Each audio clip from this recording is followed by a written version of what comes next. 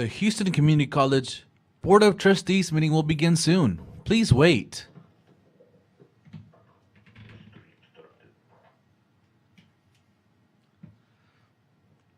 Esto es Houston Community College.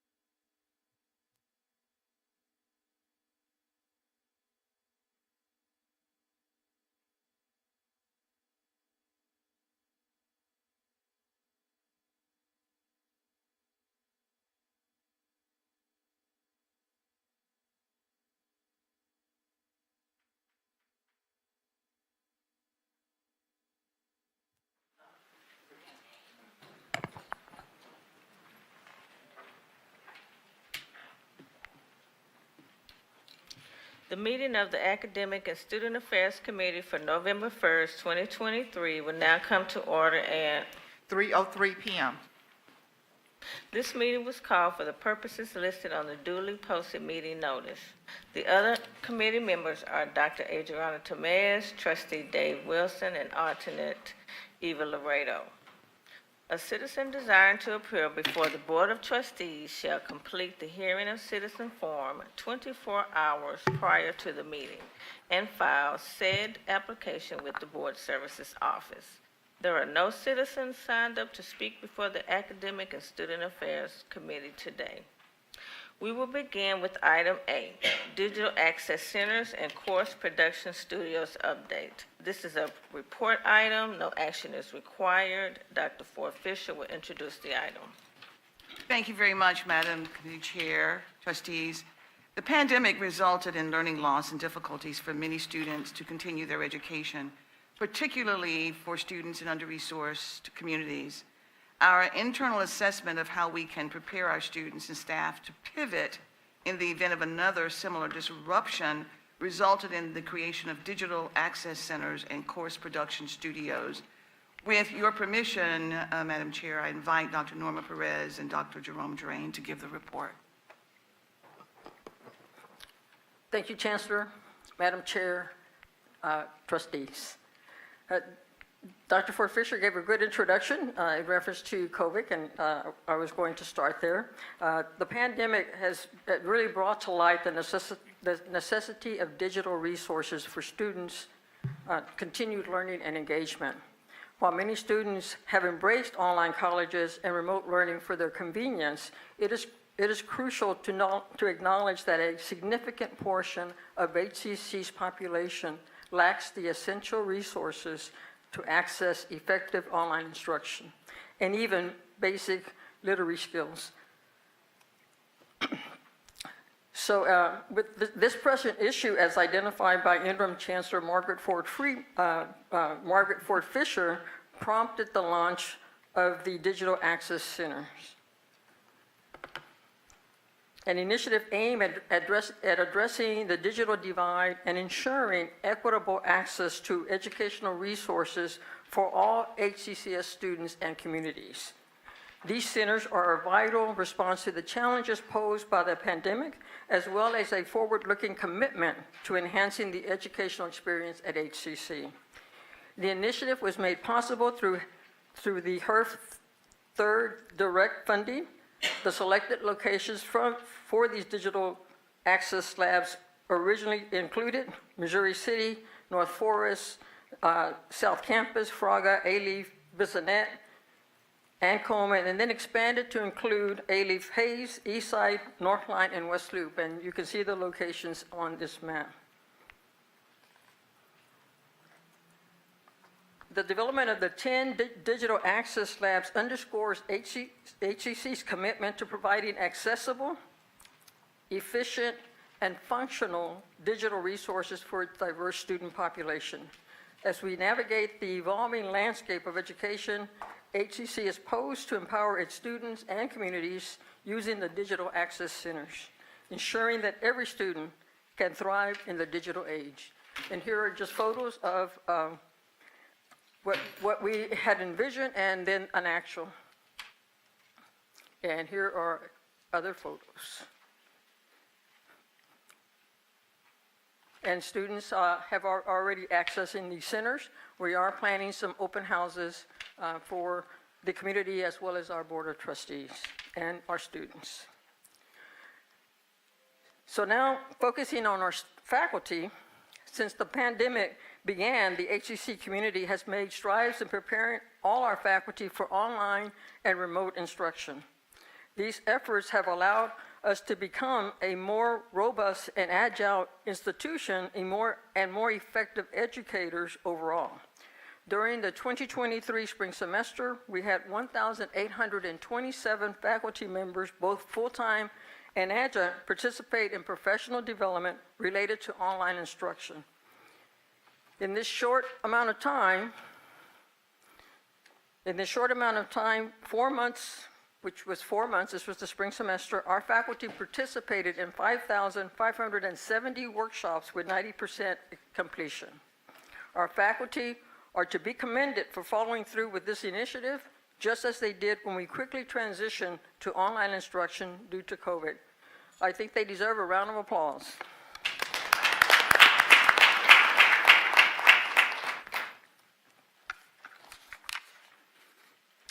So our teaching and innovation centers, our teaching and learning innovation teams are committed to maintaining the momentum and continuing to evolve how we approach teaching and learning here at HCC. To help us achieve this goal, we have created multi-use teaching and learning innovation centers across the HCC district. These faculty studios or course production studios were made possible through the HERF grant and the generosity and support of this group. These spaces will become hubs for discourse, collaboration, and innovation, and will empower our faculty to create novel and engaging learning opportunities for our students. These district-wide centers will better enable us to support faculty in their exploration of instructional technologies and teaching strategies, foster innovation in and out of the classroom, and provide more meaningful and engaging offerings for our students. So overall, since the idea of where we were with these centers came up, and I think there was a question regarding our HERF funds, this is what we did with the HERF funds that were designated for instructional services. So we created the digital access centers, our faculty received professional development, and then of course we developed these studios. So at this time, if you have any questions, I can address them, or Dr. Drain can also address them since he's overseeing this area at this time. Are there any questions? Trustee Wilson. I realize these were HERF funds for those facilities, but I guess I had concern when it originally came up about whether all these facilities would be used, but even though it's HERF money, it's still taxpayer money, and I hope that these facilities will be utilized and we haven't just spent money on building out space that we're not going to use. Thanks. Thank you for your comments, and I assure you that we're working to ensure that those things happen. We truly believe that the digital access centers will really help students who come to us sign up for online classes and then don't know how to work through their online course. So the faculty will direct those students to our access center to give them some one-on-one so that they can be successful with it online. And then, of course, we're going to use it for the community, for them to come in, and that gives us an opportunity to advise our community members of the other opportunities we offer here at HCC. So we also see it as helping them transition into HCC for those students who are having difficulty. But we have a plan to ensure that all of this happens. Same thing with our faculty and the course production studios. I'm sorry, I didn't make myself clear.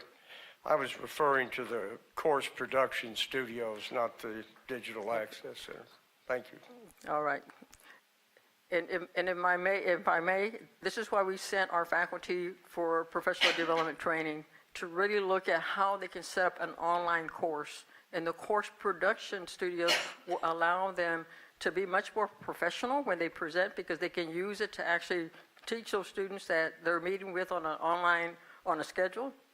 It also provides them it will also provide them the resources that they need to make really state-of-the-art videos that they can later post on their online course, so that students, of course, can learn through that process. So that's where we're headed, and again, I do believe our faculty are on board, and so I don't see any issues with that. But we will monitor the attendance for both of these centers, whether it's the Access Center or whether it's the course production centers.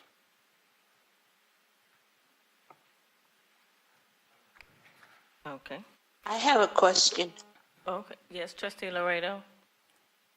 Yes, so will there be like a staff member at those centers to help, people to come in and that need assistance? Yes, Trustee. That was part of the request that we made for when we did the budget for this year. So we do have funds for that, and they will be staffed. Okay, thank you. Oh, Dr. Ford Fisher. Great, thank you very much. I, of course, agree with the comments that were made by Dr. Perez with respect to the digital access centers. And the intent was to ensure that we provide all of the wraparound services in those centers for our students. We recognized that there was a lot of learning loss during COVID, and that learning loss occurred for a variety of reasons. One, because many of the residents in our under-resourced communities did not have the technology, and in addition to that, they did not know how to use the technology. So we now have the centers where they will be able to come to utilize the technology, to become familiar with the technology, and for all of the other wraparound services that they would need, that would be there. But the intent also was to open up the opportunity for the residents of the community to come to a campus, to enroll in a class at the campus that would be a face-to-face class. And if the class that they needed was not there at the time, then they would be able to go into the Learning Access Center, and there would be support that would be provided for them as well. So what we want to do is to optimize the use of those centers, so in the event of another disruption, that our students and prospective students would be able to pivot. Thank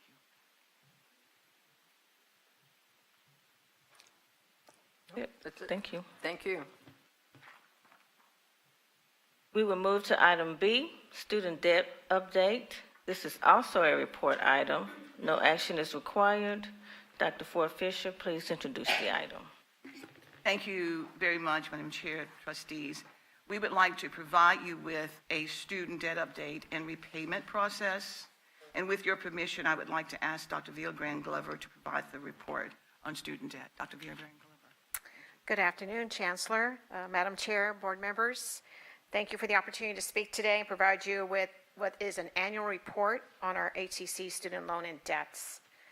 As the COVID flexibilities have ended, loan payments will resume for borrowers or students in October 2023. It is important for us to review our student debt history to best determine how we move forward with assisting our students through the repayment process. We know our students have many questions as they navigate the repayment options, and we are committed to making sure that we provide our students with the necessary resources and support through their academic journey. And with that, I'd like to invite our Interim Executive Director for Financial Aid, Bonnie Jacobs, to present the information to us.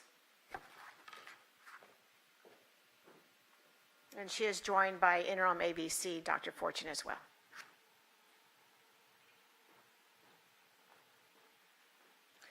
Good afternoon. I'll raise this up just a little bit. Okay, as a quick overview, there are 3 types of federal student loans we administer at HCC. The subsidized loan enables the student to borrow interest-free while they are attending at least half-time. The unsubsidized loan amount will accrue interest while the student is enrolled. Interest is capitalized and added to the principal when the student goes into repayment. The PLUS loan is borrowed by a parent for their dependent student. We process very few PLUS loans each year, generally about a dozen of those. Next slide. According to federal law, we must inform a student of their total loan eligibility based on their cost of attendance and the results of their free application for federal student aid. In order for a student to qualify for student loan funding, they must be enrolled at least half-time.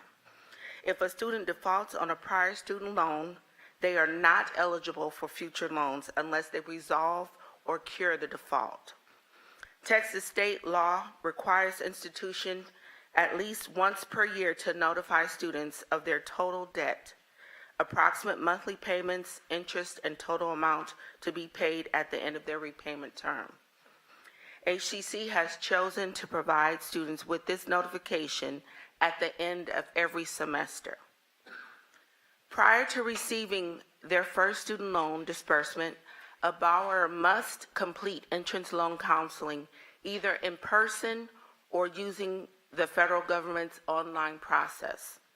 Once a student completes the initial counseling, we are prohibited from requiring additional loan counseling as a condition of the student receiving future disbursements. Here is a report of the annual student borrowers and total debt borrowed for the last 3 academic years. The total amount HCC loan borrowers are declining each year. I attribute the gradual decrease from 2021 through 22-23 to the increase in foundation and institutional scholarships, our Promise programs, and the increase in financial literacy efforts being conducted by our financial coaching staff. The financial literacy efforts include presentations made to students during our student success courses, scholarship workshops used to help students apply to external scholarship opportunities, and sessions held to help students navigate student loan repayment options. The slide further demonstrates the decline in our student borrowing. This shows our Pell Grant recipients who borrow loans, the aggregate loan debt of all of our loan recipients at the end of each academic year, and the aggregate debt of our graduates. Along with the reasons already mentioned, the decrease in borrowing can also be attributed to the borrowing rate our younger Generation Z students compared to millennials and Generation X, who borrow student loans at a higher rate. This is according to a study released in July of 21.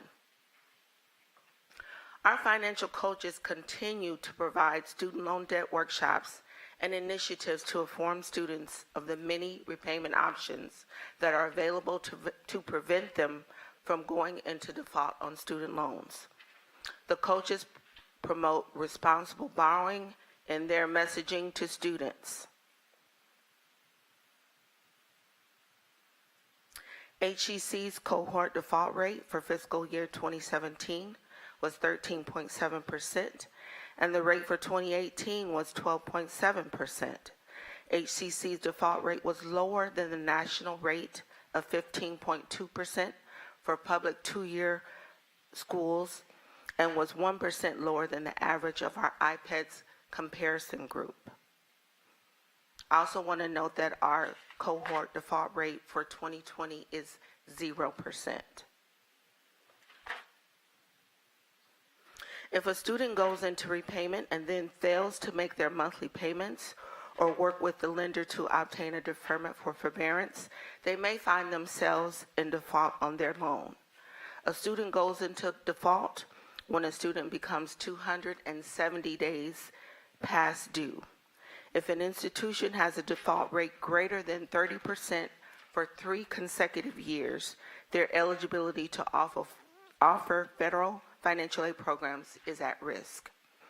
The school's cohort default rate is calculated by the number of students who go into repayment during a 1-year period divided into the number of students who default over a 3-year period.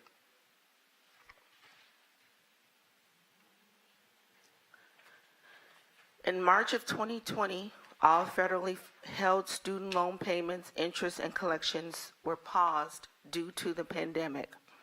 This also included students who were in default on student loans. The student loan pause was extended 3 times in the past 18 months, and most recent pause ended on October of 2023. As a result of the pause, the fiscal year 2020 default rate for all institutions is 0%.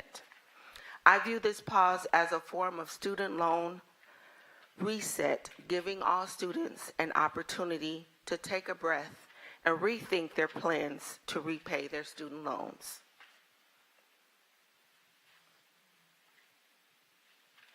Just to switch gears and inform you all of some of the changes coming down the pipeline to the 24-25 FAFSA. The FAFSA is expected to be released December of 23. The number of questions on the FAFSA have been reduced from 108 to 36. They have removed questions related to selective service registration, drug-related convictions, and gender. Applicants are required to use the IRS Direct Data Exchange, which will load their tax information into the FAFSA automatically.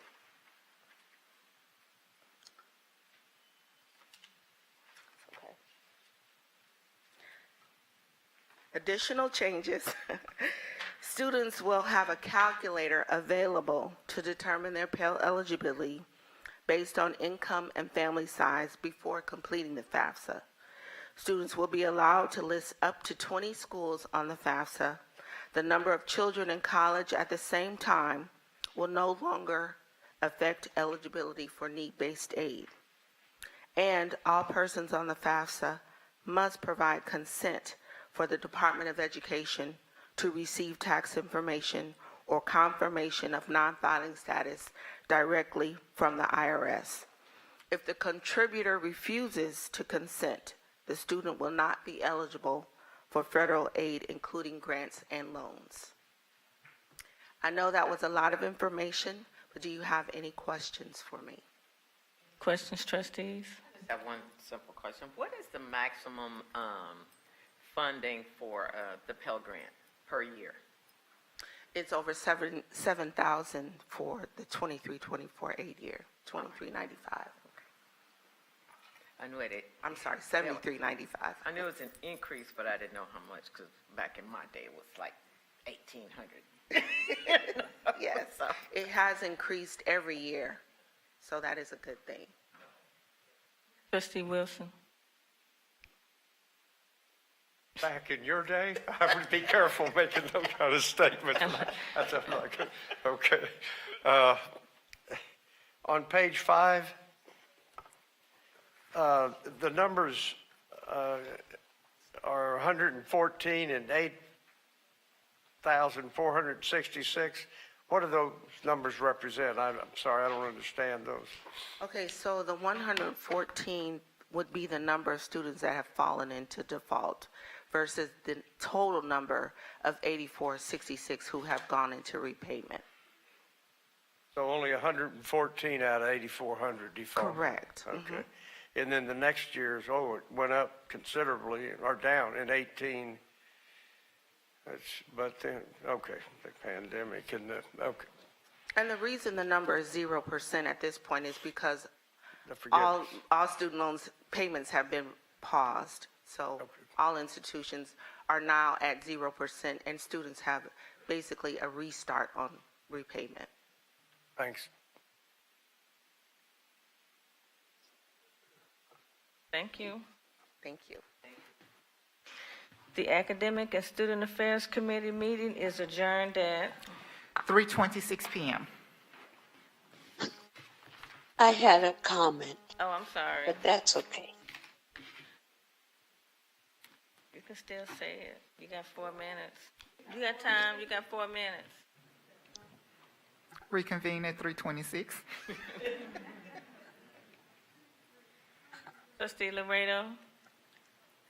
You can state, Yes? You can state your comment.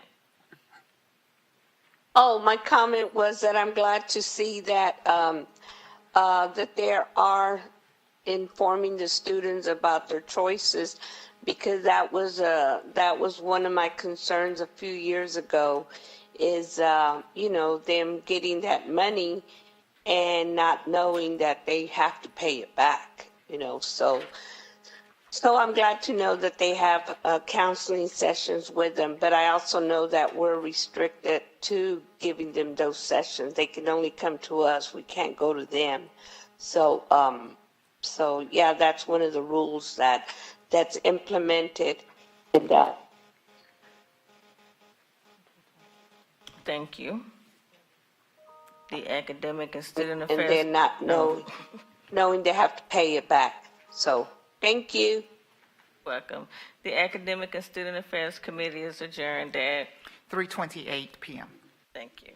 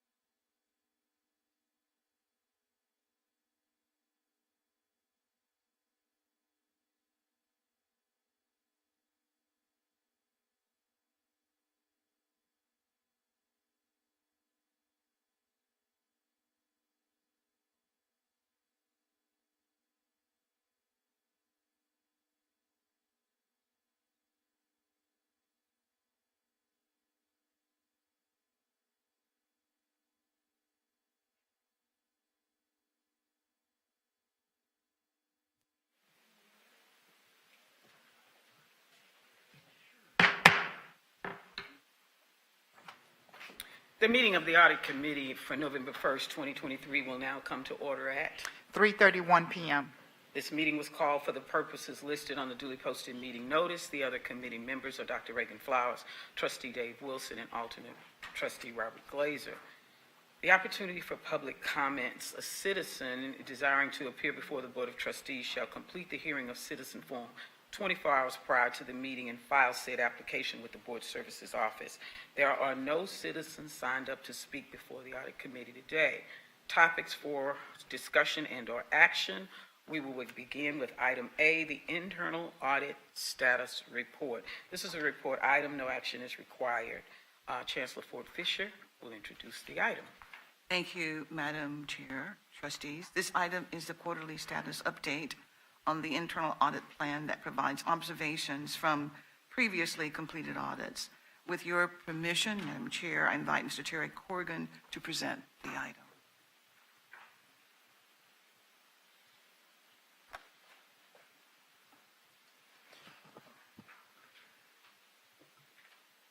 Good afternoon. As the Chancellor indicated, this is a routine quarterly report that is part of the adopted Audit Committee action calendar. So the contents of the report, the presentation will have summarized internal audit status information. Excuse me. We have follow-up observation action plan summaries, and then external audit review and activity. So you'll have attachments in your package that have the detailed fiscal year 2024 internal audit plan status report, provides more detail, and then we have audit observations, follow-up, and then we also have status of the McConnell-Jones recommendations on the grants review that they did. So since the last status report that I presented, we completed 4 projects. We completed the enrollment audit, the IT, cyber, and data security, which focused on ransomware.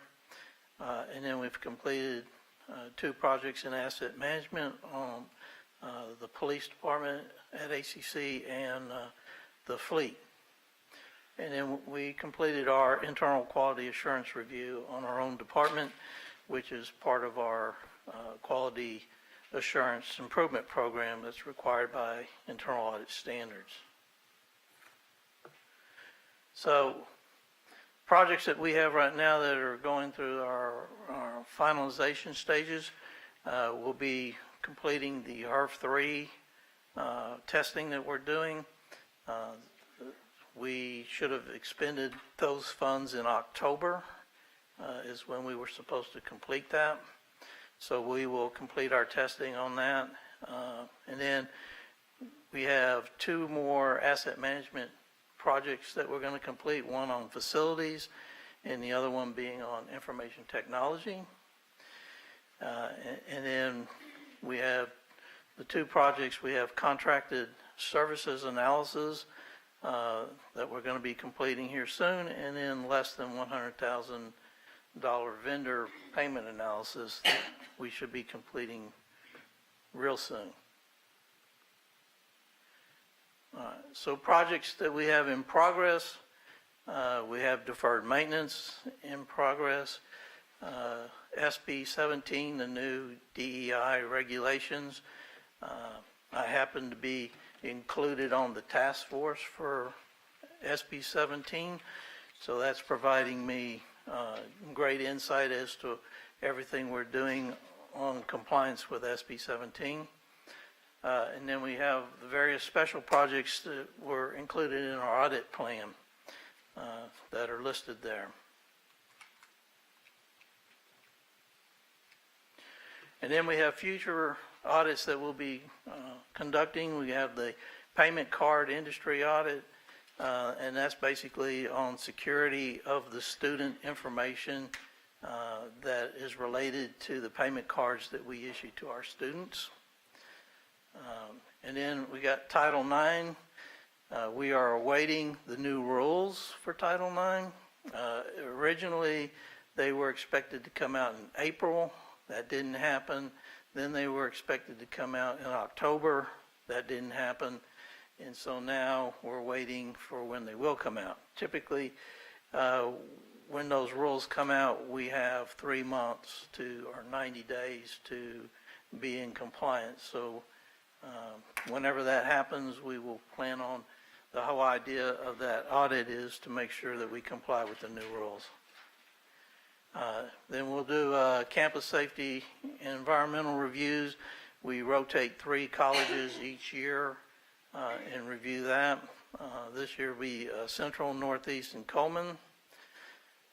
And then we'll be doing an IT disaster recovery review, and then also student mental health review. So other projects that are basically being implemented that we have on hold and reviewing, we got the web content accessibility. The web content accessibility, the IT department is spearheading that, and they're coordinating that with procurement to obtain a scanning tool to scan our web to be able to try and detect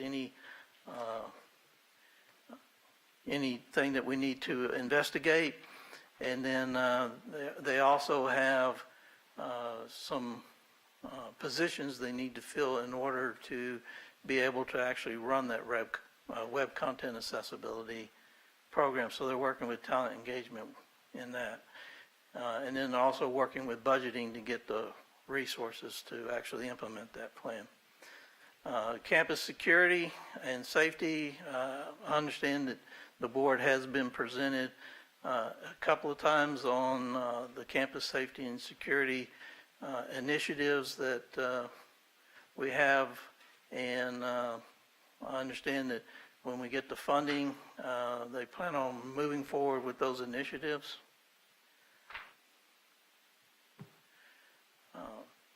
So attached to your, or in your package, you have the audit observation follow-up status report, which those are all the observations from audit reports that we've issued, and we follow up on the action plans for those observations. And then you also have the McConnell and Jones follow-up. McConnell and Jones, as I mentioned earlier, they did a grants audit back in 2021, and they had 19 recommendations. We have completed 18 of those, and we only have 1 left, and the one that's left is automating the grants process. So that's being worked on in combination between our grants group and the information technology department. That right now is expected to be completed sometime around June of 2024. So external audit activities that have been going on, as you were presented back in August, Whitley Penn is our external auditor. They will be doing our annual financial statements audit, so that's in progress right now. And then each and every year, Houston Galveston Area Council, they engage Weaver to review our to do the financial monitoring and billing review on our adult education contracts. So that project is in progress right now. So that pretty much summarizes my report. Be happy to answer any questions you might have about it. Committee members, questions? Trustee Flowers. None from me, Madam Chair. That. I have a question, but I'm not on the committee. So You may have. maybe I'm the alternate. You may answer, you may ask your question. Well, thank you, Madam Chair. So on your last slide, you talked about external audit review activity. HCAC is engaged. Explain to me the relationship of HCAC with us and how they're involved and why they would be doing this. Well, they provide us with grants, and so we have grants with them on adult education contracts. Okay, so since they provide the funding for the grants, they're also managing the audit of the grant money. Yes. Okay, thank you. So I don't think we have any other questions, but there may be some questions after we do item B, because what happens in the audit reviews as part of the top 10 risks, the observations and the follow-ups are tied to item B, which is quarterly control and compliance attestation. So we may have questions for you then. But this is great. Thank you for a succinct report and review. We appreciate it. Thank you. Next on the agenda is item B, the report on quality control and compliance attestation. This is a report item. No action is required. Chancellor Ford Fisher will introduce the item. Thank you very much, Madam Chair, trustees. We would like to provide you with the quarterly control and compliance attestation report. And with your permission, Madam Chair, I would like to ask General Counsel Smith to give the report.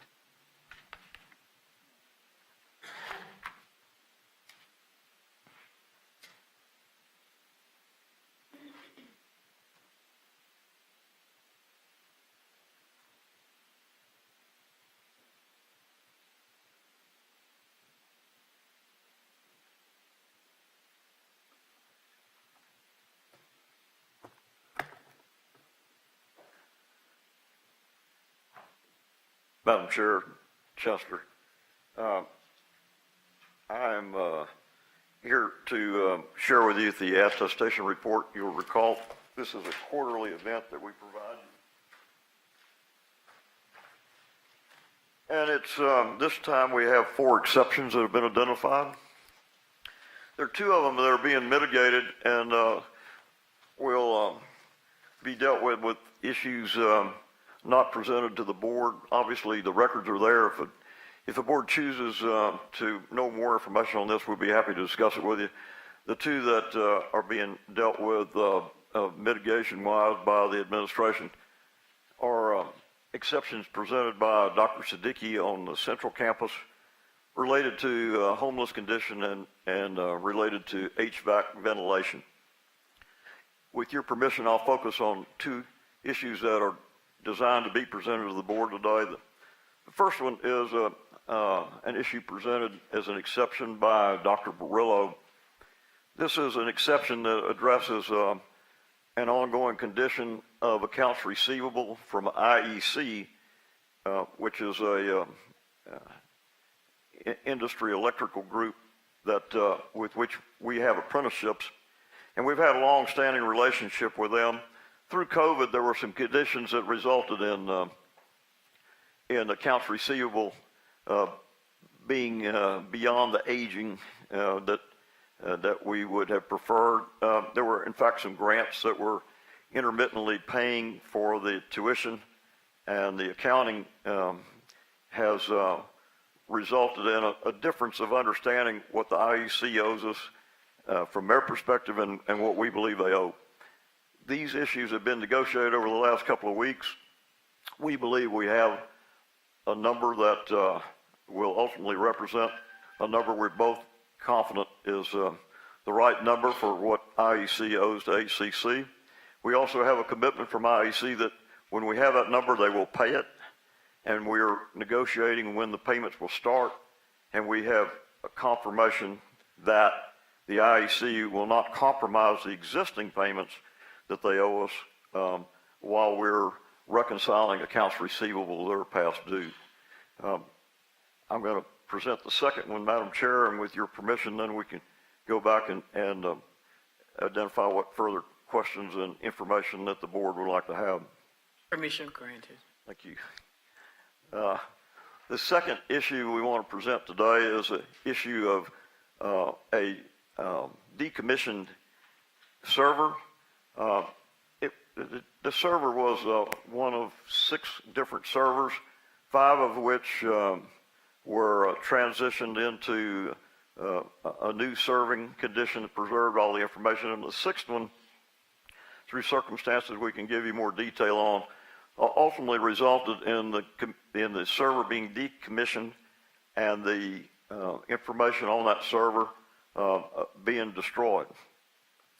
The important thing to note here, and this is, we'll bring you back to this recognition each time as we're trying to work our way through what happened, what we're going to do to make sure it doesn't happen again, and to assure you that the research that's been done by the facilities group demonstrates that we have the original documents that might otherwise not have been available when the server was destroyed. So we can digitize those documents again, we can restore those to an electronic preservation, and we can restore ourselves to what the conditions were before the decommissioning of the server. So that's the bottom line.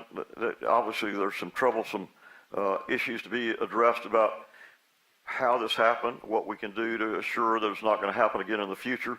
And we've been working for over the last week or so to make sure that we could give you the state of the state on those efforts. And certainly you have our commitment that we're going to do everything that's necessary to assure that that is not an event that occurs again. We won't have a system that permits the decommissioning of a server that has information that's critical.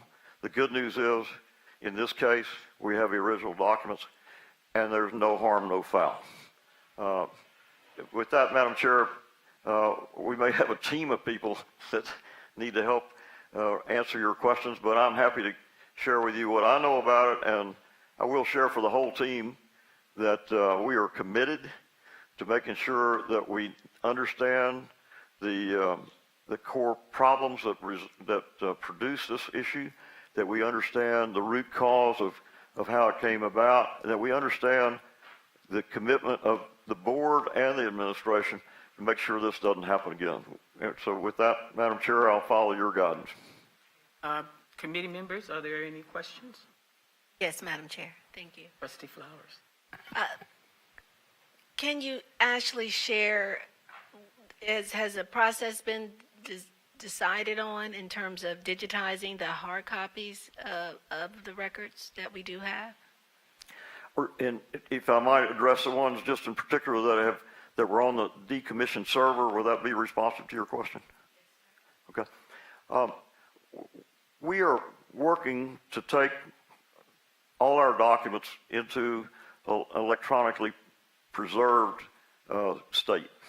I reported to you earlier from Office of Records Management that we have almost 14 million documents that we are managing presently, and we still have more departments to add. But as to the specific documents that we're reporting today, they were part of a program to electronically preserve and digitize the building records, which included blueprints, things that are very difficult to store. And we clearly felt it was in our interest to make sure that those were electronically available. So these instruments were previously being preserved in the facilities department. We have helped transition them to a digitized electronic preservation. The unfortunate piece is that with this server, we lost some of those, and to the extent that they were lost on this server, we have received assurances that the original copies are still available and we can digitize them again. Okay, and a follow-up to that. Was there a cost associated with the decommissioning of the server where we lost these files? With your permission, I'll need some assistance from IT on that and from our CFO. So I'm happy to stand here with them, but they have information. It would make him look good if you stood there with him. Carol, can you help me a little bit?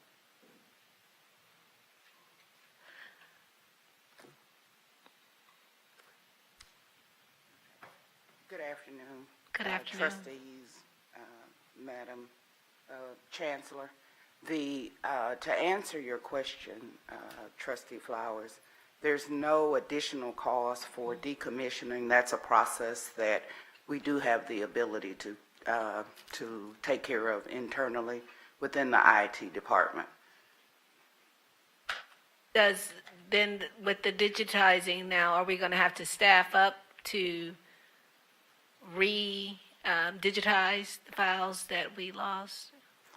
So that is for this particular application and this particular process, it will be it will involve us implementing a process to save those copies and to create a new server, to provide a new server for facilities to ensure that IT has a part in digitizing in that process. But it'll be a new process and one that the IT department will begin to manage those efforts.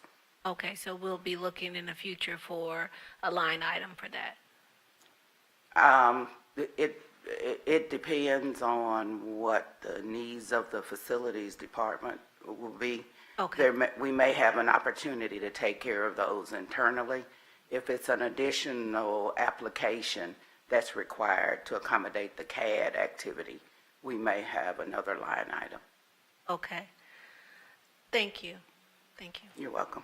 Trustee Wilson, any questions? Yes, I have a question about, I don't know whether this is appropriate form or whether it should be done in closed session, but I'd like to get into some detail on the apprenticeship program and how much is owed and how long it's been owed and what the payment plan is. And I'd like to have more detail on that. So we will need a report concerning, I think this is the attestation exception number 4Q23-03.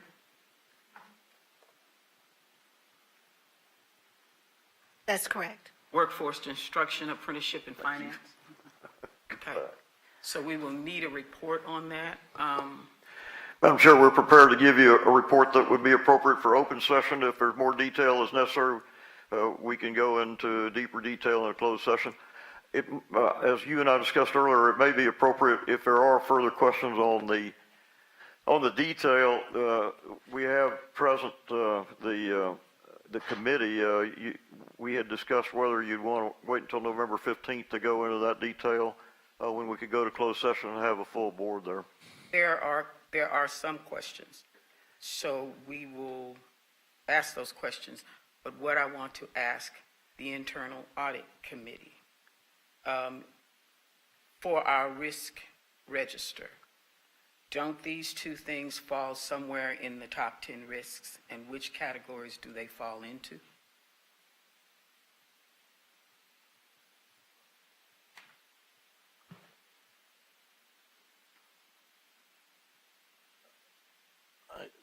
These are specific things, and so the risk register of the top 10 things are more general than these specific items. And so they didn't bubble up in the risk assessment, and during our interviews with the various parties in the risk assessment process, they didn't come up in that either. So basically, the beauty of the internal control framework that HCC has is we have the attestation process. So when something somehow manages to fall under the radar screen and then it comes up, we have the CEC members and the other people who do the attestations who have the ability to bring that forward in the attestation process. There are a lot of other colleges and universities that don't have that process. And so that's the beauty of HCC's control framework. It will bubble these things up. So this is good for the board because the risk register should be able to identify these anomalies. And now that they have, quote, bubbled up, it leads to greater questions concerning quality control and quality assurance. The quality control standards and the quality assurance reports we have to know as a board what happens with this. One is severely financial. If workforce instruction and apprenticeship and finance is a fiscal issue, how many others are? How many got missed? And where is the QA and QC to assure that this gets minimized? If we look at the other one, which I need to get to in a moment, but this is a critical view. This is grant funding. Grant funding is how we do business, in particular for workforce instruction, for ESL, for ABE, for GED, for other short-term, mid-range, and long-term grant fundings. We need a QA/QC system that does not allow this to fall through the cracks. So thank you for our generalized risk register, but we've got to have something else as a catch-all net so that this does not happen. And my question would be, in this case, how many more fell through the cracks? And we won't know unless we do a baseline audit or a forensic audit. Those two audits will tell us if anything else fell through the cracks. Our surface system works. The risk register with the detailed statistical analysis works. But if it doesn't catch this, then we've got to do something else in QA and QC so that it does get caught. So I want to make that comment. And so I appreciate Trustee Wilson requiring that report in detail. And so, Trustee, I would ask that you would speak with the Chancellor concerning what that detail needs to look like so that it comes back to the Audit Committee, and perhaps that's a way for us to determine what QA and QC should look like. And that QA and QC should be general enough for all grants, because if it's federal and it comes back, they can ask for their money back. If it's federal or non-federal, they can choose not to fund us again. And in both of those circumstances, the community college is at risk. So thank you. So we'll ask Trustee Wilson would you be willing to handle this concerning the questions that need to be asked? Well, it can wait till the 15th in more detail. Is that what you're asking? Yes, and can you tell them the detail you need to see? Well, I just want more detail. How much, how long it's been going on, how it's going to be repaid, just detail. I'd like to have the detail. So let's go to the second attestation in question. Submitted this attestation. Who submitted the report? Okay, so it's submitted. Marshall Hines, is that the one? For the, Yes, so it's Samantha Manjares and Marshall Hines. Madam Chair, that's your facilities director. That's the facilities request. Yes. When faculty is compromised, that's a problem. And that's a problem we have to take care of. We cannot have faculty compromised. And we cannot have our students compromised, but we cannot have our faculty compromised. So that is my greatest concern for this. So I have some questions about it. The question is, should I be asking these questions on public record? Please ask the questions, and if Melissa will help guide us on it, we can determine if they might be appropriate for a closed session. But we're happy to answer any questions we can in the open session. So let's talk about server decommissioning. Maybe I can answer those questions. Sure. Because the other questions, I think, may be an issue that needs to be discussed in closed session, because we are dealing with a different kind of risk. But this server thing, the first question is, we had 7 servers, 6 were decommissioned. Was all of the information on all 7 of these servers backed up? And do we have a backup system where all of this information is backed up somewhere else besides the one server? I can answer what I know, which I've learned from other people. I might encourage you to let me have people who have the original information. I would prefer that, yes, All right. thank you. Thank you. So who are the people who should be answering these questions?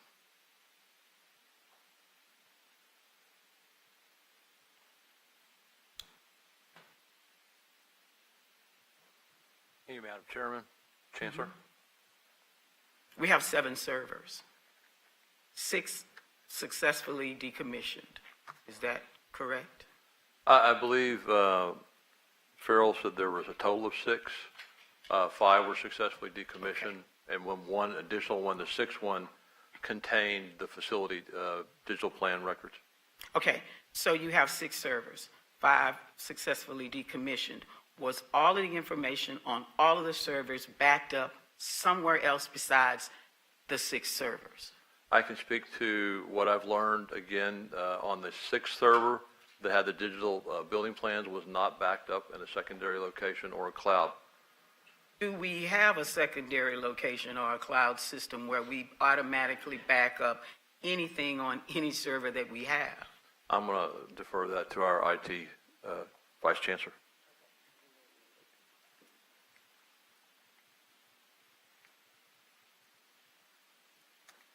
Trustee, to answer your question, we do have a formal process where we have backups for all of our enterprise services and all of those services that are managed by IT, all servers that are managed by IT. We have several backups. We have several processes where we can get back to the data. In this case, there are a few servers that are not managed by IT. They may be managed by a third party. And so that's a conversation that, I don't know if you want to have that conversation here, but they have other protocols, but as primary protocol, standard protocol for those that are managed by IT services for HCC, yes, we do. So is that a no? I'm not understanding the answer.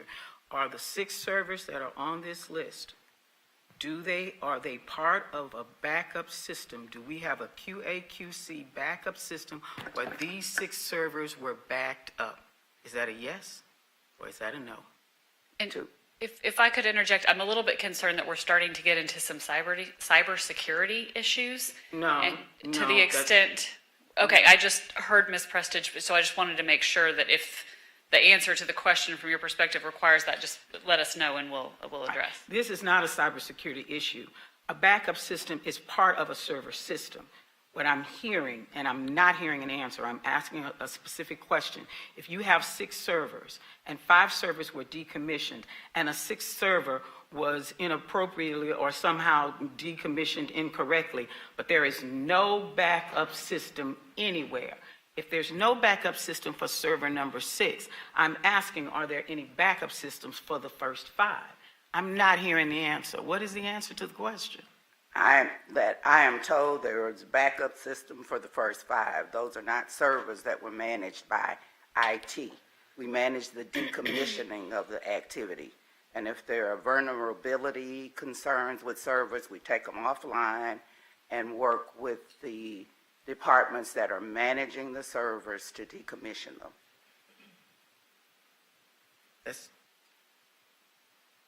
Okay, so let me make this clear. Send the backup server information to this board, and that will tell me the answer. Several backup systems doesn't answer this particular question. You may have several backup server systems, but if these 6 servers are not part of that system, then you don't have a backup. What I think I'm hearing is whatever backup system we have is sorely inadequate for a system this size that has been in place this long. My second question is, for facilities that have been in place since 1989, how many years of information is currently not available on a server? And so those are questions that, some of those questions I'd have to defer to facilities. The servers that were the 6 that are mentioned, all of those and us working with the facilities department and the server administrator from facilities, those servers were backed up prior to decommissioning. And so the one server that was decommissioned that had information from CAD on it was not. So there should be a documented line item that can be printed from the server with a time and date stamp on the exact backup and what's in that backup. Send that to the board. For these 6 servers, send it to the board. And I will request that information, Madam Trustee, from facilities, from the server administrator from facilities. Okay, so facilities runs its own server. The other 5 servers were run by somebody somewhere in some building, is that correct? All servers were at server administrator managed by a facilities administrator. All 6 of these servers were managed by facilities? That's correct. Madam Chair. Oh, she's not here. Madam Chancellor, this is not going well. And I am really holding my tongue. This is not going well at all. I am not hearing, I see who wrote the report. That's not one of you. So whoever wrote the report is not standing in front of us. I'm seeing a volley back and forth. What I'm not understanding is the backup system for this entire Houston Community College system is sorely inadequate for us to successfully maintain all information that we have. If this server had all facilities information from 1989 forward, and we're now being told that all of that information is going to be digitized, my second question would be, just how many documents is that? And how long is it going to take? I am very concerned about the lack of response that I'm hearing because, so let me do this. The report is the number of documents. The report is from 1989 forward. The report is the location of the physical documents and their actual condition. Because if you put stuff somewhere from 1989 forward, it's probably not going to be pretty. So we need to know. That tells us exactly how much work has to be done to reconstruct a server that didn't have a backup. If it has to be digitized again, there is no backup. That's the answer. There is no backup. If there's no backup, either we have a facilities issue, an IT issue, or an IT facilities issue. So I need to understand, where is the backup for the 6 servers? And why is this 6th server having to be reconstructed or redigitized? The information that is on the CAD server is basically based upon copies of information that we have access to, that facilities has access to. And so the recreation or digitizing of that information, redigitizing, will be from those copies that we have. And that's from 1989 forward? Yes, ma'am. Every bond issue included? So you can speak to what was on the server. And Samantha Manhurns has joined us, and she's the Chief Facility Officer. She's a little under the weather, so I'll answer a few of your questions. So in the research that we did on that 6th server contained, most of the digital records for the college on all the buildings. But you also have to understand that, so like you said, if you have those in hard CD drawings, construction document drawings, if you have them up in the attic of this building or the basement or whatever, sometimes they tend to deteriorate. But a lot of them were digitized. And so going back to the CIB building program, 2006, I believe it was, those were all submitted by architects and engineers in digital format.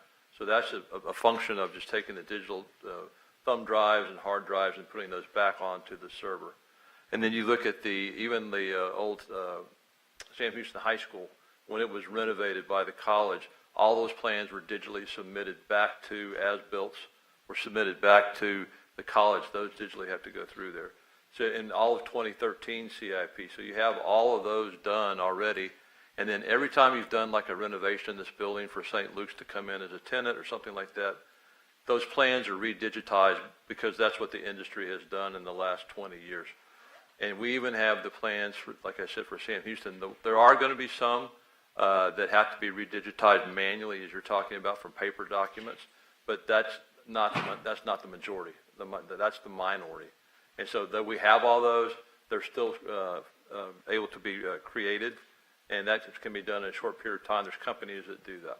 And the reason that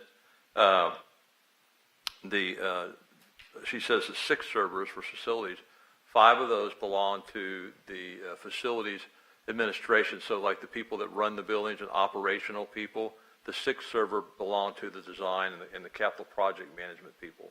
So 2 different groups, 2 different types of servers, 5 in one bucket that does building automation systems, 1 in another bucket that did digital plans. And so that's, to my knowledge, that's what we've understand. That's what we've been able to create so far. There has been progress. We're going to get somebody to give us an estimate on both the time and the cost. But we've been able to provide plans, and no one has been able to, had to wait for their plans to get those. We can get them to them immediately. So I just wanted to bring you up to date on those questions. Okay, so let me allow the Chancellor to comment, and then I'll have another question. Yes, ma'am. Yes, Madam Chair, we do appreciate your questions. We discovered this about 2 weeks ago, and the team assembled multiple times.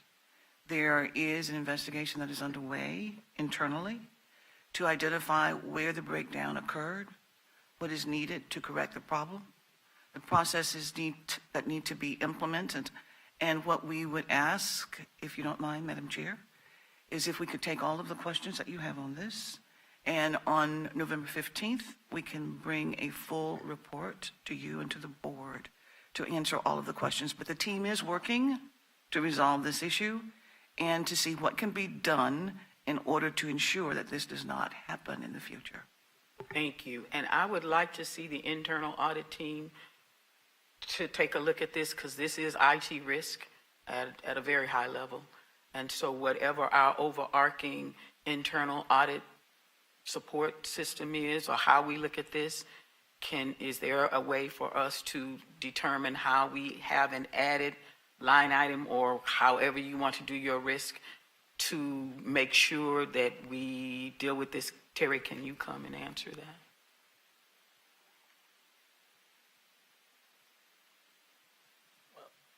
Yes, now that this has come up, yes, it will be included in our internal risk assessment, and that's managed by the risk management department, but I'm very much involved in that. So yes, it will be included, but would be included in IT, so in our IT risk assessment. Thank you, because this helps a lot. So for the public record, can you tell us what an attestation is? Because I think the public needs to understand what it is and why we do it. Yes, ma'am.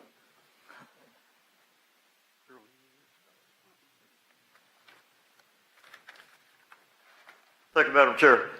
The attestation process is put in place basically to implement a means of management by exception. There's no possibility that the chancellor can keep up with every issue in the institution. And so this is designed for the chancellor, the audit committee, and the trustees to be able to see things when they're becoming problems so that we can mitigate them before they're a bigger problem. The attestation is an exception which is offered by those who have observed it, submitted for consideration by Office of General Counsel, by the Chancellor, and by the CFO for presentation to the Audit Committee. The exception is to policies or laws that might have not been addressed or properly adhered in the operations. In this case, the CIA local is a policy. CIA local describes what the responsibilities of the institution is regarding documentation, and this was what we deemed to be inconsistent with the directives of CIA local. And is this a legally binding document? CIA local? No, the attestation. No, the attestation is really a reporting document. If it's designed in a way that you've seen in other arenas, I'm certain. Sarbanes-Oxley created requirements for reporting for public companies. We have adopted a structure for higher education that's modeled after that Sarbanes-Oxley reporting for exceptions. And what we're identifying are things that are inconsistent with the rules, regulations, and statutes to which the institution has to adhere for proper operation. And what we want by this attestation process is to identify those opportunities, to identify those events as early as we possibly can, because what we also know is the earlier you can intervene in those events, the more likely you are to be able to engage in self-governance and to correct those events before they create a larger liability. I was glad you mentioned Sarbanes-Oxley. That's what I was waiting for you to say, so thank you. So we will get a formal report, and we will send out questions so that we have the details of the report, so that whatever we need in IT from this time forward is done well. Thank you, Chancellor. Thank you very much. Thank you, team. Thank you, Madam Chair. Trustee Glazier. Regarding the server, and basically it sounds like we're going to have to rebuild a digital file for this server. In that report that you guys compiled, can we include the number of person hours and other resources that are going to be required to rebuild that data due to the loss of it with the server? And the second question on the repayment of the accounts receivable, is that going to be is that an income statement item? Are we adding receivables that we didn't have recorded before, or are we just collecting receivables that were already booked and were not collected? Is it a balance sheet issue or an income statement issue? Trustee Glazer, my best understanding is that we are not adding receivables. We are identifying receivables that were due and payable, and so they are already included in our financial statements. So you're saying it's more of a balance sheet issue?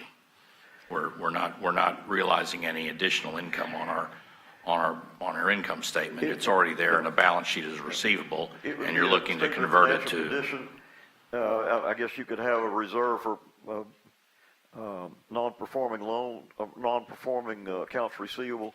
We aren't there yet because the Chancellor has been very stalwart about this, that we're going to collect our money. Well, my question was the money on the books to begin with? And Yes. if it was, then this is a balance sheet item, not an income statement. If I'm incorrect, I'll let Marshall correct me, but it's my understanding that it was on the books. Okay, thank you. It is correct, it's already on the books. This is not new money. This has already been recorded. We are collecting it. We've been meeting with IEC for about 10 days, and we've pretty much worked out a deal that we're going to turn to legal and turn around and get it collected. Okay, and if there's any shortcoming in that collection due to the negotiation, if you could just report that in a memo or something, I appreciate it. Sure. And what we currently have a verbal agreement on, there's not any reduction in what they owe. Right. And to clarify, we have an ongoing relationship with this institution. We're still doing work with them, correct? We are, and Madeline, actually, that's part of the process, is we've been meeting with them, and they're simultaneously negotiating the new agreement, contract with them. Thank you, appreciate it. Thank you, Madam Chair. Yes. Are there any other questions? If there are no more questions, the Audit Committee adjourns at 4:20 p.m.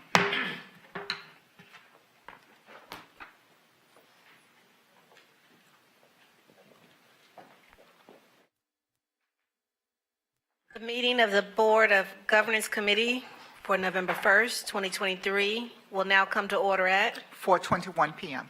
This meeting was called for the purposes listed on the duly posted meeting notice. The other committee members are Trustee Glazier, Trustee Dr. Vanderbilt Stallworth, and Trustee Monica Reichart as the alternate. A citizen desiring to appear before the Board of Trustees shall complete the hearing of citizen form 24 hours prior to the meeting and file said application with the Board Services Office. There are no citizens signed up to speak before the Board Governance Committee today. We'll now start with our first item here, the motion to approve item A, proposed policy BI local, delegation of reporting authority. Madam Chair, being that items A through E are very similar. Yes. And contain or have a common theme amongst them, without objection, I'd ask that I'd like to request that we put all these items and combine them into one action item. Not hearing any objections, so we will proceed accordingly. So is there a motion as amended to combine? So moved. Thank you. And so to be clear, we don't, since we had unanimous to We don't have consent to make that discuss them, motion. we don't Okay. need a motion for that, but we will need a motion to open discussion on Correct. items A through, I think it's E. Right. So moved. And Got to vote on it, so yeah. it's been moved and second. And now I guess we are ready for discussion here with this item. I guess we'll move to you, Chancellor. Do you have anything that you'd like to discuss or? Well, we would like to have a brief overview of the items, please, Madam Chair. And so I would like to ask General Counsel Smith, Board Counsel Mahalik, and perhaps also Attorney Tredenick to be available to respond to any questions and to provide an overview as needed. Thank you very much. Thank you, Chancellor. Madam Chair, with your Please permission. proceed. Yes, Ashley, thank All you. right. Such a gentleman all the time. Chancellor, trustees, what we're presenting today is responsive to Senate Bill 17. I know that we've had some discussions about it in the past. I know from many different arenas you've been hearing about Senate Bill 17. What we're addressing are what we believe to be the local policies that need to be in place before December 31st so as to leave us in a position where we can demonstrate not only intent but the express compliance with the directives of Senate Bill 17. The 5 policies that we're going to present to you today have been worked both by Office of General Counsel and by outside counsel. We're particularly pleased to have a support from outside counsel that are working with other institutions and working with directly with some of the state official interpreters. We're working with TASB as well in determining what we need to do to recommend to you the adoption of local policies such that by December 31st, we have done all that we possibly can to be in compliance with the directives of Senate Bill 17. So each of these items are representative of issues that we believe needed to be addressed by Senate Bill 17. We'll present them to you one at a time. We'll give you an overview. We can go as deep into it as you like, and we're certainly available to answer any questions. Madam Chair, I'd suggest that we might take them one at a time so that we don't commingle the issues that are related to each of them. Sure, I agree. So we can start at the top? With that, your board counsel is going to give you an overview of each. Office of General Counsel represented by Lucy Tredenick and assisted by Lisa Brown, also with Thompson Horton, a great expert in this area, will be here to address questions. And in particular, if there are questions that need to be addressed related to procurement, outside contracts, that type of thing, we have Mickey Morris is on the website here. So we have a depth of expertise, and we're hopeful that we'll be able to respond to your questions in a way that's satisfying to the board. Yes, thank you. With that, I'll ask Melissa Mahalik to give our introduction. Thank you. So I will start and just give an overview of the changes. There are a couple specific procedural issues that I'll address as we go through. And then if there are any questions, we can, I'll defer to outside counsel and general counsel as needed. So the first policy on the agenda today is BI Local, which covers the delegation of reporting authority. So Senate Bill 17 requires regular testimony before the legislature to certify the college's compliance with the requirements of Senate Bill 17. And so what this is a new policy that's recommended by the administration would delegate the authority for that testimony to the chancellor or the chancellor's designee. And I don't think we mentioned this yet, but these policies that you're looking at today have been prepared by the administration. TASB, as they always do, is working on local policies. Those will come out later towards the end of December, I believe, but would not be ready to present to you in time for the January 1st effective date, which is why the administration has prepared these to ensure that the college is in compliance. So when we get those TASB policies, there may be some reconciliation, so we may need to bring these back to you for some minor revisions. So what you're looking at today was recommended by the administration and prepared in their work with outside counsel. BI local, as I said, is the delegation of authority. This policy had some supplemental just minor non-substantive revisions that we did send out via email, but because they weren't included in the agenda material when it was distributed, we will need to incorporate those changes through an amendment. And so if you're looking at your agenda materials, there is one page, I believe it's the first page under this item, and at the top right corner of that page, it'll say supplemental revisions highlighted in red. In BI local, the supplemental changes are first in the title to the left of the page. DEI compliance reporting has been replaced with compliance reporting Senate Bill 17, just to clarify what the source of this information is. And then secondly, the language in the third line, it's a very short policy, but the language in the third line, compliance with diversity, equity, and inclusion initiatives, has been, the suggested revision there is to state restrictions related to diversity, equity, and inclusion. The thought being that that more clearly states what's happening in Senate Bill 17. So if I'll start first and say if there are any questions with what's being proposed, and then we can go to the amendment if the committee's in agreement. Are there any questions? No, hearing none. Thank you. Okay, so if the committee's in agreement with the amendments and comfortable with those, we'll need a motion to amend as stated in the supplemental information, and I can read that again for Sharon so she's got it in the minutes if we want to get an amendment. I'd like to make a motion for the amendment as presented. Okay, and so Sharon, for the record, for the minutes, the amendment is to replace the title DEI compliance reporting with compliance reporting SB 17, and to replace the phrase compliance with diversity, equity, and inclusion initiatives with compliance with restrictions related to diversity, equity, and inclusion initiatives. Good? Okay. Thank you.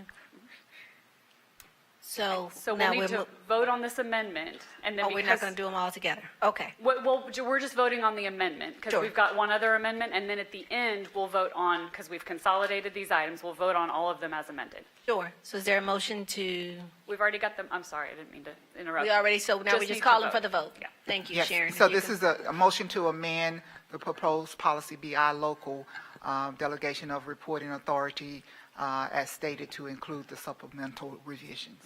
That is correct. Okay.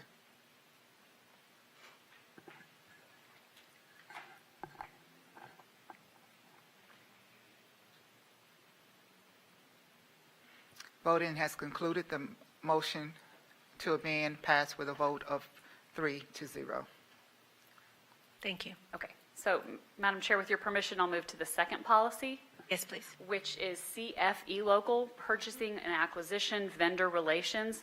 This one also has a minor tweak that I'll address in just one second. First and foremost, though, what this policy overall does is to require that vendors that are performing services for HCC comply with the Senate Bill 17 requirements while they are performing those services for HCC. And so under Senate Bill 17, there's language that extends these requirements and these restrictions to anyone who performs a function of the college, and that would extend to the college's vendors as well. Are there any questions on that before we move to the amendment? Questions? Okay. None for me. Thank you. The change in this policy is simply to the title on the left side of the page. The original version states vendor DEI limitations. And the recommended change to amend this policy would be to replace that with vendor limitations SB 17, similar to what we did with the policy before. So we'll need a motion for that amendment. Make a motion to amend per discussion. Been moved and second. We now call for the vote. Yep. Shara, do you need me to repeat the amendment? Or? No. Okay. So this item is a motion to amend the proposed policy CFE, local purchasing and acquisition vendor relations as stated, to include the supplemental revisions. That is correct.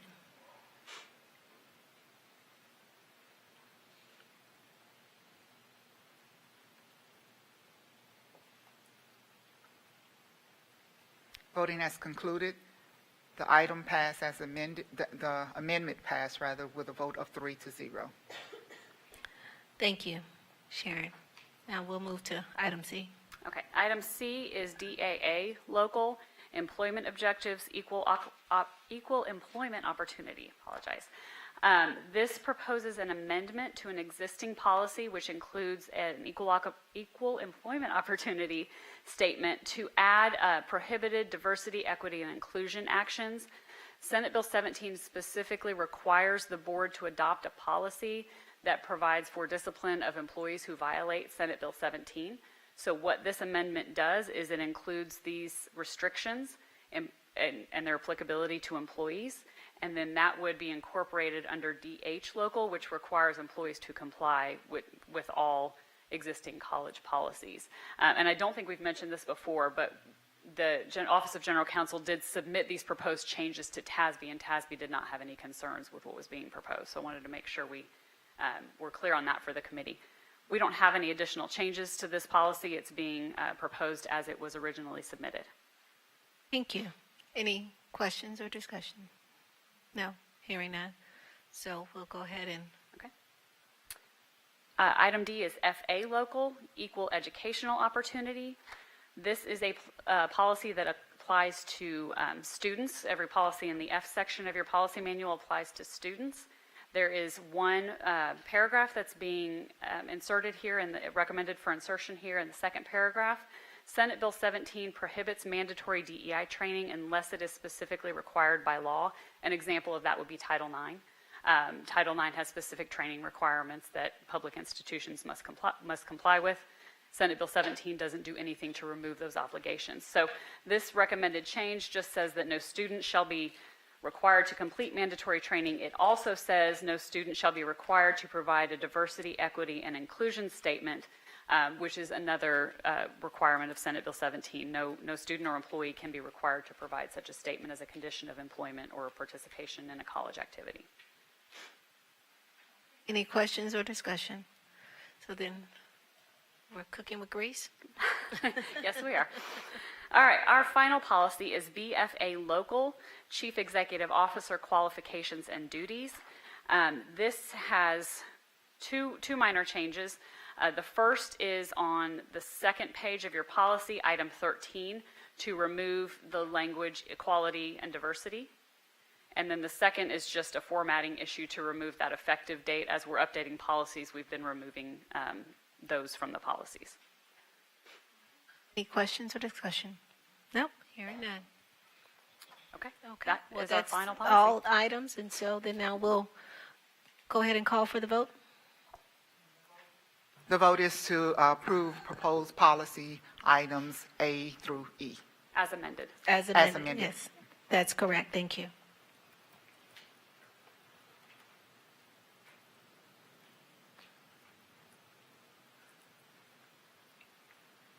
Voting has concluded. The item passed with a vote of 3-0. Yes, okay, thank you. And Chancellor, you have the floor. Thank you very much, Madam Chair. I would simply like to acknowledge and thank the team of attorneys who worked on this effort for us. And I would also like to include Dr. Ramel Young, who led the discussion for the Chancellor's Executive Council on this in partnership with an outstanding team to include General Counsel Smith. Thank you so very, very much. Thank you, Madam Chair. Oh, thank you, Chancellor. Thank you, team. Ashley, Madam Chair, with your permission, you have the floor.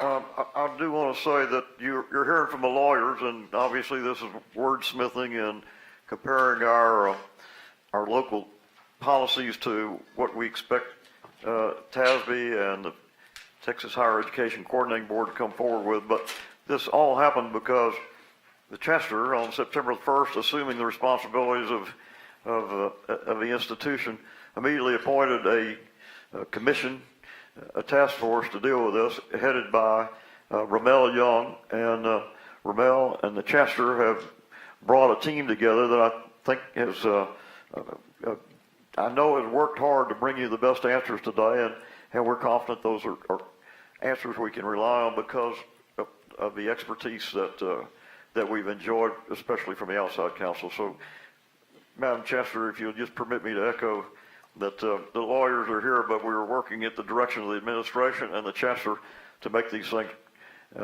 conform to the Senate Bill 17. Thank you so very much, Council Smith. Thank you. Thank you, Ashley. It's quite apparent, and we appreciate that. And Ramel, kudos. Thank you for your leadership. All right. Madam Chair, we should thank the lady that was holding all of those books. With all that work. Thank you so much. That was too much stuff to just stand there and hold. We appreciate your muscles. Yes, nice, strong arms. And with that, this meeting of the Board of Governance Committee will now adjourn. Well, we're not having a closed session, so we're just going to go ahead and adjourn this meeting at 4:38 p.m. Thank you.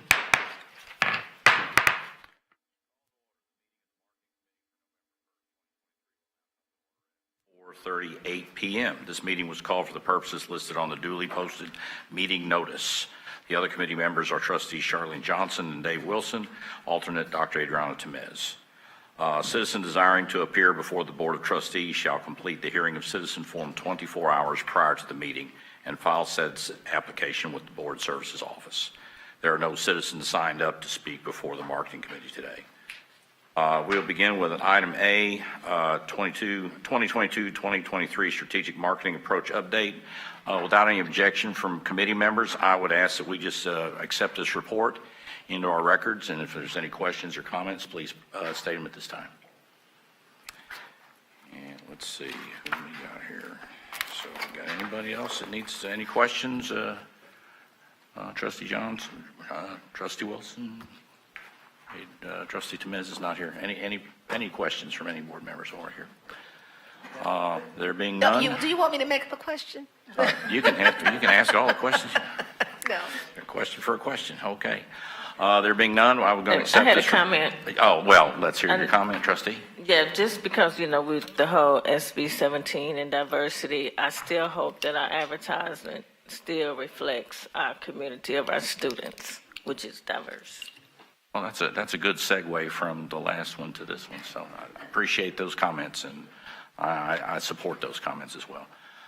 There being no other comments or questions, I will advise that we book this in, and no other business. This meeting is adjourned at 4:39 p.m.